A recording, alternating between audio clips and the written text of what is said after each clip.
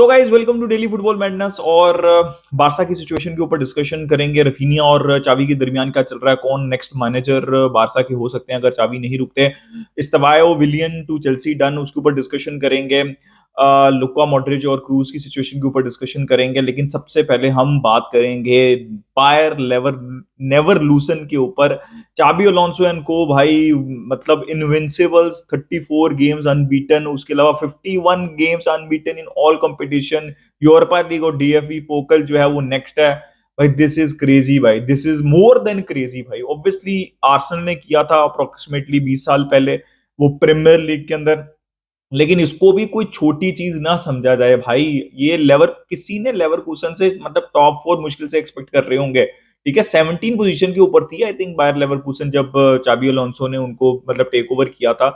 और भाई मतलब यार यूरोपा लीग में ले जाना और उसके बाद अब चैंपियंस लीग के अंदर भी हैं। और भाई दिस इज अमेजिंग। और भाई बायर्न म्यूनिख जो कि इतने सालों से डोमिनेट कर रही है, भाई बायर्न म्यूनिख ने कोई टाइटल नहीं जीता, सेकंड स्पॉट भी गई भाई उनके हाथ से, थर्ड के ऊपर उन्होंने फिनिश किया बायर्न म्यूनिख ने। दिस इज इनक्रेडिबल यार, what Bayern Leverkusen and Xabi Alonso his team is done. मतलब once in a lifetime वाली बात है। और भाई फोकस चाहिए, डिटर्मिनेशन चाहिए, मेंटेलिटी चाहिए, जो कि शो किया throughout the season Xabi Alonso और उनकी टीम ने। So hats off to Bayer Leverkusen. और बायर्न को बहुत सी चीजें चेंज करने की जरूरत है। सबसे पहले तो मैनेजर लाना है, उसके बाद उन्हें जो कॉन्ट्रैक्ट सिचुएशन है उसको सॉर्ट आउट करना है। खैर यार, ये तो हमने बात कर ली है बायर लेवरकुसन के ऊपर। तो कॉन्ग्रेचुलेशन टू देम। अब हम थोड़ी सी रियल मैड्रिड की न्यूज के ऊपर बात कर लेते हैं। यार देखिए, पहले न्यूज आ रही थी कुछ, मेरे ख्याल में 2-3 दिन पहले मैंने आपको अपडेट दी थी कि मॉड्रिच माइट बी लीविंग। पहले ये न्यूज आ रही थी, but he wants to stay. Obviously Real Madrid थोड़े से अनश्योर थे कि क्या किया जाए इस सिचुएशन के अंदर। देखें, दोनों क्रूज और लुका मॉड्रिच दोनों की न्यूज आ रही है कि दे विल बी एक्सटेंडिंग और they are very close to extending for 1 more year, right. आपने देखा क्रूज तो इस सीजन में बहुत इंपॉर्टेंट प्लेयर हैं, लेकिन मोमेंट्स के अंदर मॉड्रिच भी बहुत इंपॉर्टेंट प्लेयर रहे हैं। आप इवन सेमीफाइनल चेक कर लें, वो एंड के ऊपर जो उन्होंने जो वर्क रेट दिया था और गोल बचाया था मॉड्रिच ने, तो दोनों बड़े इंपॉर्टेंट और वाइटल प्लेयर हैं। तो क्रूज की तो मुझे काफी ज्यादा मतलब यही लग रहा था कि क्रूज इस सीजन के परफॉर्मेंस के बाद एक सीजन और एक्सटेंड करेंगे। मॉड्रिच का थोड़ा सा डाइसी था बिकॉज थोड़े कम मिनट्स थे उनके पास इस सीजन। लेकिन अब ये न्यूज आ रही है, पॉजिटिव न्यूज है ऑब्वियसली रियल मैड्रिड फैंस के लिए। देखें यार, इनका जो एक्सपीरियंस है ना, आप एक्सपीरियंस को, और ऐसा नहीं कि परफॉर्मर्स नहीं है, वो परफॉर्मर्स है। अब आप देख लें बुस्केट्स का केस, अगर आप देख लें तो बुस्केट्स जितने मर्जी डिप कर गई हुई थी, वो डिक्लाइन के ऊपर थे, क्लोज टू रिटायरमेंट थे, लेकिन बुस्केट्स बुस्केट्स ही थे। ठीक है, वो जो आखिरी ला लीगा आपने जीती है उसके अंदर बुस्केट्स की जो एक्सपीरियंस यूज किया था, वो मतलब ऑब्वियसली रियल मैड्रिड तो इस पोजीशन के ऊपर है कि वो उनको रिप्लेस भी कर सकते हैं, बट फिर भी वो एक साल और के लिए अपनी टर्म्स के ऊपर मॉड्रिच और क्रूज का एक्सपीरियंस जो है वो यूज करना चाहते हैं। और ऑब्वियसली मॉड्रिच और क्रूज जो है दे लव रियल मैड्रिड और they want to continue and give another season. तो जो कि बेस्ट रहेगा। देखिए, मैं being a Barca fan honestly बताऊं, मैं ये चीज एक सोच रहा था कुछ दिन पहले जब स्पेशली मॉड्रिच की न्यूज आ रही थी, अगर कि मॉड्रिच और क्रूज दोनों चले जाते हैं तो they will have to find a player, या फिर किसी एक प्लेयर को रिस्पॉन्सिबिलिटी लेनी पड़ेगी टू रन द मिडफील्ड, क्योंकि मॉड्रिच भी करते हैं और क्रूज भी करते हैं। क्या वो बिलिंगम कर सकते हैं, क्या वो फेडी वैल्वर्डे कर सकते हैं? ऑब्वियसली एक और साल मिल रहा है स्मूथ ट्रांजिशन के लिए। तो भाई this is great news and this is not so great news from, क्योंकि मुझे जो विंडो दिख रही थी ना, वो यही दिख रही थी बारसा फैंस के लिए कि एम्बाप्पे तो आ रहे हैं, डेविस भी आ जाएंगे, उनकी तो न्यूज सॉर्टेड चल रही है। ठीक है, तो मुझे लग रहा था कि यार ये प्लेयर्स तो आ जाएंगे, तो जरा सा जो एक रूम टू मतलब वो होता है ना कि विंडो के अंदर से गुजरने का हल्का सा एक रूम मिले दरवाजे में से गुजरने का, वो मुझे ये लग रहा था कि शायद ये इन एक्सपीरियंस बारसा यूटिलाइज कर सकती है। बट अगर ये रुक रही है तो भाई this this is going to be special. तो अभी यही न्यूज है दोनों की, और it is good news for Real Madrid and Real Madrid fans के दोनों रुक रहे हैं। अब थोड़ी सी बारसा की न्यूज के ऊपर आ जाते हैं यार। लेकिन देखें, चावी ने प्रेस कॉन्फ्रेंस की, और चावी ने प्रेस कॉन्फ्रेंस के अंदर चावी ने ही पहले प्रेस कॉन्फ्रेंस की थी और ये सारा ड्रामा शुरू हो गया, और अब दोबारा उन्होंने प्रेस, चावी बोल रहे हैं और उन्होंने कहा भाई मुझे तो पॉजिटिव मैसेजेस मिले हैं और मैं कंटिन्यू करूंगा। और उन्होंने जो पिछली बातें बोली थी उसको पॉजिटिव, मुझे तो ऐसा लग रहा है खास तौर पे उनसे कहा गया कि आपने बोलना है कि बेस्ट प्लेयर्स हैं हमारे पास, हम जीतेंगे और ये और वो।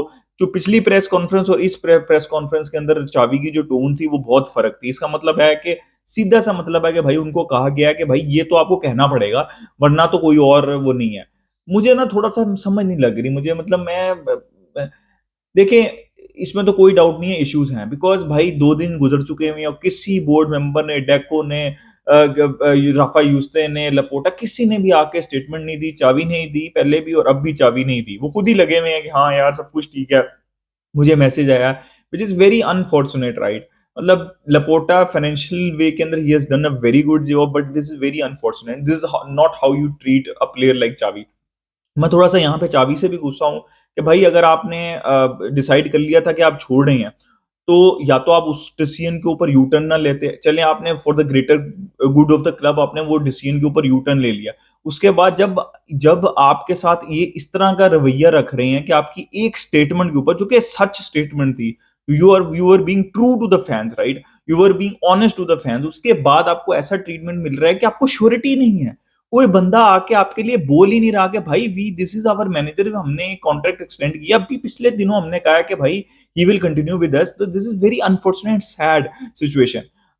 तो मुझे थोड़ा सा दुख भी हो रहा है और मुझे थोड़ा सा गुस्सा भी चढ़ रहा है चावी के ऊपर कि भाई वो क्यों, मतलब क्या इतनी जरूरत पड़ी है? I know he wants to succeed at Barcelona, but इतनी भी क्या उनको जरूरत पड़ी है कि भाई अब वो, मतलब वो खुद ही आके बोली जा रहे हैं और कोई बंदा आके बोल ही नहीं रहा, ठीक है?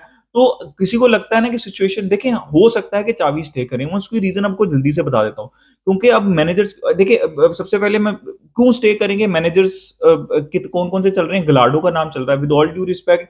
लोग कमेंट सेक्शन में भी कह रहे थे कि भाई उसके पास एक्सपीरियंस, कौन सा एक्सपीरियंस है भाई? डिजर्बी का एक्सपीरियंस है प्रीमियर लीग के अंदर, उसके ऊपर भी हम कहते हैं कि यूरोपियन या बड़े क्लब का एक्सपीरियंस नहीं है।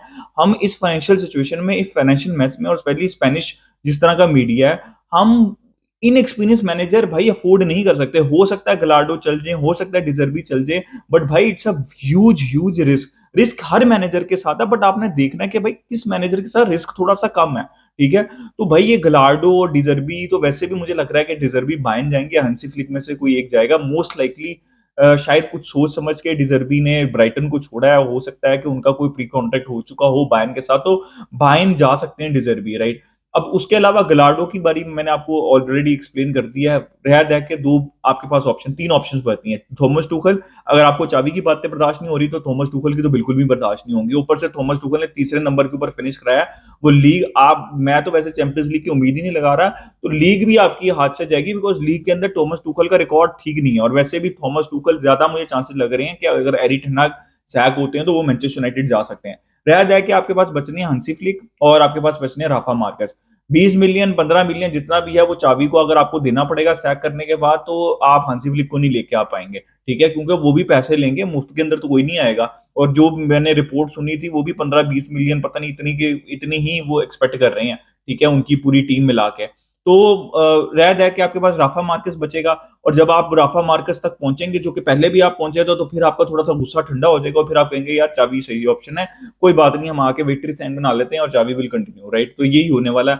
और उसके अलावा रिपोर्ट्स आ रही हैं कि एजेंट्स खुश नहीं है। भाई क्या मजाक चल रहा है क्लब के अंदर? एजेंट्स खुश नहीं है, प्लेयर्स खुश नहीं है। अभी रफीनिया की वो जेरार्ड रोमेरो ने, इतना ज्यादा मैं ट्रस्ट नहीं करता, लेकिन थोड़ा सा कनेक्शन है उसके अंदर के, उन्होंने ये कहा कि रफीनिया वाज अनहैप्पी, और उन्होंने थोड़ा इंसल्ट किया वो ऑस्कर, जो है ऑस्कर को, जो ऑब्वियसली असिस्टेंट है।